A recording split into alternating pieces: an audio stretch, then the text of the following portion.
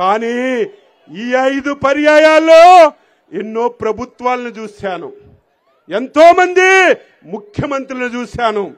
ప్రభుత్వం అంటే ప్రజలకి సేవ చేయాలి, ప్రతిపక్షం అంటే ప్రజల పక్షాన సమస్యలని ప్రభుత్వం దృష్టికి తీసుకొచ్చి పరిష్కరించాలి. కానీ 2019వ సంవత్సరంలో ఒక దారుణం ఈ రాష్ట్రానికి జరిగింది. ఆంధ్రప్రదేశ్ రాష్ట్ర ప్రజలు మోసపోయారు, దగాపడ్డారు. ఒక్క అవకాశం అని చెప్పి ఒక మూర్ఖుణ్ణి, ఒక దుర్మార్గుణ్ణి ఈ రాష్ట్రానికి ముఖ్యమంత్రి చేయడం మన యొక్క దౌర్భాగ్యం అని చెప్పి మీ అందరికీ తెలియజేస్తున్నాను. ప్రజలది తప్పని చెప్పి వ్యక్తిగతంగా నేను మాట్లాడుతున్నాను. చాలా మంది అనొచ్చు, ఏంటి అచ్చెన్నాయుడు గారు ప్రజల మీద తప్పు పడుతున్నారని. తప్పు కాదా? ఎవడో కొత్తగా ఆకాశం నుంచి దిగొచ్చి ఒక రాజకీయ పార్టీ పెట్టి నేను మంచివాడను, రేపు అధికారంలోకి వస్తే మీకు సేవ చేస్తాను, మీ రుణం తీర్చుకుంటానంటే మనం ఓట్లేసామంటే అది ప్రజల తప్పు కాదు.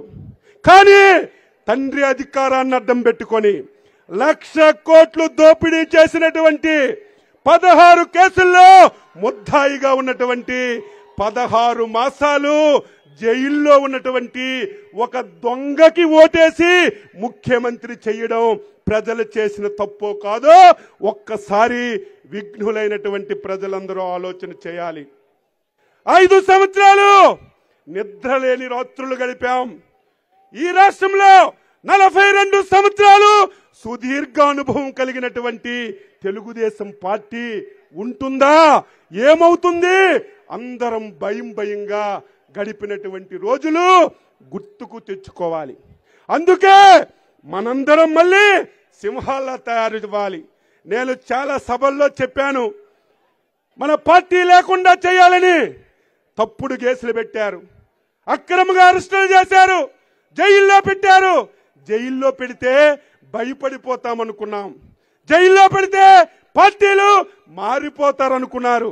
కానీ జగన్మోహన్ రెడ్డి, తెలుగుదేశం పార్టీ నీ వైసీపీ పార్టీ లాగా గాలికి పుట్టలేదు. జగన్మోహన్ రెడ్డి, తెలుగుదేశం పార్టీ పేదవాడి రక్తం నుంచి పుట్టిన పార్టీ. తెలుగుదేశం పార్టీ పేదవాడి హృదయాలలో పుట్టిన పార్టీ. ఈ పార్టీని నువ్వు, నీ తాత, తండ్రి ఏమీ చెయ్యలేరని చెప్పాను. నేను మీటింగుల్లో చెప్తే మీరందరూ గుసగుసలాడేవాళ్ళు. 160 స్థానాలతో చంద్రబాబు నాయుడు ముఖ్యమంత్రి అవుతాడని సంవత్సరంన్నర నుంచి మాట్లాడుతున్నాను. లేదు, ఎందుకనంటే కొంతమంది అనుకోవచ్చు, అయ్యో మాట్లాడలేదేంటే ఏమైనా భయపడ్డారని. భయపడతాం మనం? ఎవరైనా భయపడే పరిస్థితి ఉందా మనకి ఎవరికైనా? ఇంతవరకు అచ్చెన్నాయుడు గారి మీద ఎవరు నిల్చోవాలో కూడా తెలియనటువంటి పరిస్థితుల్లో వాళ్ళుంటే మనం ఎవరికి భయపడేదనేది కూడా మీ అందరికీ తెలియజేస్తున్నాను. అటువంటిది ఈరోజు అచ్చెన్నాయుడు గారిని టార్గెట్ చేసి కూడా కొన్ని కార్యక్రమాలు చేశారు. అయినా లెక్కలేదు. వాళ్ళ వ్యూహాలు వాళ్ళకి ఎంత ఉన్నా సరే అచ్చెన్నాయుడు గారి తాలూకా వ్యూహం ముందు, ఆయన తాలూకా రాజకీయం ముందు, ఆయన తాలూకా ఎజెండా ముందు హనుమంతుడి మీద ముందు కుప్పిగంతులేసినట్టుగానే వాళ్ళందరివి ఉంటాయి తప్పితే ఈ రాజకీయ బాహుబలిని శాసించే వీరుడు మరొకడు లేడన్నది ఈ సందర్భంగా మీ అందరికీ కూడా తెలియజేస్తున్నాను. రాబోతున్నది మళ్ళీ తెలుగుదేశం పార్టీ జనసేన రోజులే. మళ్ళీ ఢిల్లీలో కూడా చక్రం తిప్పుతాం. మళ్ళీ మన రోజులు వస్తాయి. కార్యకర్త ధైర్యంగా ఇల్లు విడిచి బయటికి వెళ్ళినప్పుడు ఏ ఆఫీస్కి వెళ్లాలన్నా సరే తలెత్తుకొని తిరిగే రోజులు వస్తాయి. దానికి ముఖ్యమైనటువంటి కారణం మన లోకేష్ అన్న గారు అనేది కూడా తెలియజేస్తున్నాను. ఈ రోజు వీరుడులా బయటకు వచ్చాడు. 2019లో మంగళగిరిలో ఓడిపోతే అందరూ కూడా చాప్టర్ క్లోజ్ అని చెప్పితే నిలబడ్డాడు. ఎక్కడ పడ్డామనేది కాదు, ఎక్కడ లేచి నిలబడ్డాం, ఎంత ముందుకు నడుస్తున్నాం, ఎంత ధైర్యంగా పోరాటం చేస్తున్నామని యువగలం పాదయాత్రతో ఎన్ని రోజులు, సుమారు సంవత్సరం పాటు, అందులో మధ్యలో నారా చంద్రబాబు నాయుడు గారిని అరెస్ట్ చేస్తే ఒక పక్కన సొంత తండ్రి అరెస్ట్ అయ్యాడు, ఒక పక్కన ఆయన పనిచేస్తున్న పార్టీ నాయకుడు అరెస్ట్ అయ్యాడు, ఒక పక్కన ఇంత కోట్లాది మంది ప్రజలు అభిమానించే నాయకుడు అరెస్ట్ అయ్యాడు. అటువంటి సందర్భాల్లో కూడా పార్టీని భుజ స్కంధాల మీద వేసుకొని మరొక పక్కన కేసుల కోసం పోరాడి పార్టీని మళ్ళీ ముందుకు నడిపిస్తూ యువ గలాన్ని మరింత జోష్గా ముందుకు నడిపిస్తూ ఈ రోజు లోకేష్ అన్నంటే ప్రతి ఒక్కరి స్థానంలో ఒక మంచి స్థానంలో ఈరోజు నిలబడే పరిస్థితిలో ఉన్నారనంటే అది ఆయన కష్టం వల్ల, ఆయన స్వయం కృషి వల్ల, ఆయన నిబద్ధత వల్ల.